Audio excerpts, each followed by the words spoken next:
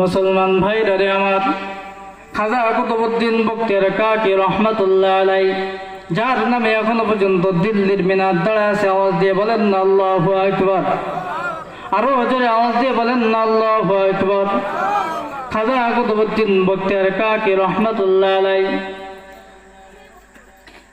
তিনি ওসিয়ত করে গেলেন, আমার মৃত্যুর পরে যাকে তাকে দিয়া জানাজা পড়াইবা না। আমার মৃত্যুর পরে এমন একটা ব্যক্তি দিয়া জানাজা পড়াইবা। 4টা শর্ত দিয়া গেলেন। 1 নম্বর শর্ত হচ্ছে যার জিন্দেগিতে কোনোদিন আসরের সুন্নাত কাজা হয় নাই। 2 নম্বর শর্ত হচ্ছে যার জিন্দেগিতে কোনোদিন তাকবীর ওয়ালা ছোটে নাই।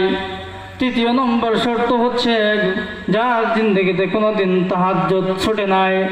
4 নম্বর শর্ত যার জিন্দেগিতে কোনোদিন চোখের গুনাহ হয় নাই, যেটাকে বলা হয় নজরে ফজাত। এমন 4 গুণওয়ালা ব্যক্তি যদি পেয়ে থাকো, তাহলে আমি খাজা কুতুবউদ্দিন বখতিয়ার কাকির জানাজার ইমাম হয়েও যদি না পেয়ে থাকো, তাহলে আমি খাজা কুতুবউদ্দিন বখতিয়ার কাকির ওসিয়ত, আমাকে বিনা জানাজায় দাফন দিয়া দিও।